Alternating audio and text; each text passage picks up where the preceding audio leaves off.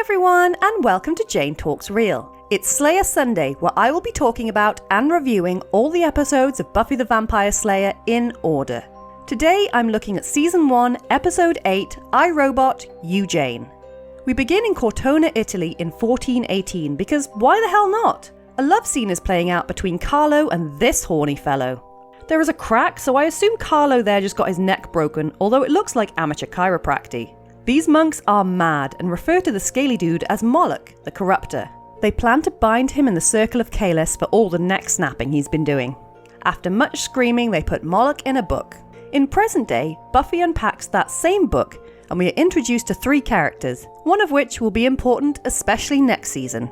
They are Dave, Fritz, and Jenny Calendar, the computer teacher.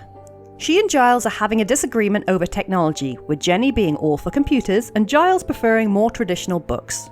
Everyone goes their separate ways, leaving Willow alone, who is scanning the books into the computer. As she scans Moloch's book, the pages erase. The computer poses an interesting question, and into the credits we go. Willow is all googly, and when Buffy questions her, she says she's met someone called Malcolm. She seems so smitten, but Buffy is concerned when she finds out that Willow hasn't actually met this person. She's right to be suspicious because the webcam is very interested in her.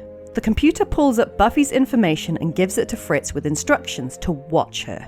Willow does her best to convince Buffy that everything is fine and Malcolm is legit. After she blows off plans to go to the Bronze, Buffy and Xander discuss their concerns and decide that Malcolm is probably a circus freak. Willow acts murdered by a circus freak.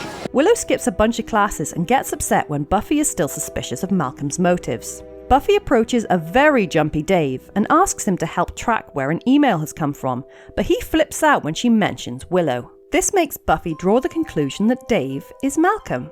Buffy takes Giles' advice and follows Dave to a building, but the computer alerts Fritz and orders him to kill her.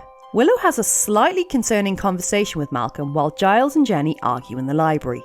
They discover Moloch's book is empty, but seriously, that would make a wicked scrapbook. Dave apologizes to Buffy for his behavior and directs her to the girls' locker room to find Willow. Willow's not there, of course, but Fritz is, setting up a booby trap. Dave has a change of heart and warns her of the danger and saves her life. Dave stresses out and yells at the computer, saying he wants out. Then, holy hell, the computer starts typing out Dave's suicide note. That's damn freaky! Giles tells Buffy and Xander about the blank book, and they realize that Moloch must have transferred into the computer when Willow scanned it. When Buffy tries to delete the file, Moloch pops up on the screen and tells her off. Buffy goes to look for Willow, but finds Dave's hanging body instead. Eesh.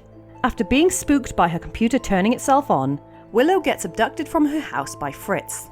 Xander and Buffy find the front door open and head for the building Buffy followed Dave to. Giles asks Jenny for help and is surprised to discover that she's up to date with mystical goings-on and refers to herself as a techno-pagan. Willow wakes up confused to find Robo-Moloch in all his glory. He's very excited about having a tangible form and celebrates by breaking Fritz's neck. Willow is upset that Malcolm lied to her while Buffy and Xander break into the building. They set off the computerized security system and start to get gassed. When Willow rejects him, Moloch seems pretty okay with it, but he's not going to be okay with Giles and Jenny doing the binding spell through the computer. Moloch goes down yelling, but the computer starts smoking and he's not back in the book. He's still very much large and in charge and bursts through the wall like he's Jack Baker. The spell trapped him in his robot body that Dave and Fritz made him, and Willow wails on him with a fire extinguisher. She and Xander are taken out of the game, and Buffy ducks in time to get Moloch to electrocute himself. The episode ends with Buffy, Willow, and Xander comparing their failed relationships. So this episode is basically the Willow equivalent of Teacher's Pet, which of course gets referenced at the end of the episode. I feel the same about this episode as I did with that. It's meh to okay. This episode does introduce Jenny Calendar, which adds another dimension to Giles' character going forward. I was genuinely a little sad over Dave's death, as he seemed like a pretty okay guy, and that suicide note thing was really creepy. Also, it's interesting that this episode is very much like the plot of Age of Ultron, with a powerful entity connecting with the internet and manifesting itself as a large robot. I wonder if Joss Whedon had this in mind when he was working on that movie. This episode would seem super dated to anyone watching it today, but for me it's a nostalgic throwback to 90s computers, and I love that because Willow's phone line wasn't engaged, it meant she wasn't on the internet. Dial-up. There were no vampires in this episode, but there were 4 deaths. 3 humans, Carlo from the flashback being killed by Moloch, Dave who was presumably killed by Fritz, and Fritz making it a full circle moment and having his neck broken by Moloch. Then we also have our first demon death because Moloch is specifically mentioned to be one, and he punched his way to his own electrocution. So that brings our running tally to 13 human deaths, 2 transformations, 13 vampire deaths, 1 monster death, and 1 demon death. So there you have it. That was I, Robot, You, Jane. Let me know your thoughts in the comments below or come say hi on social media. If you enjoyed this video, then please like, share, and subscribe.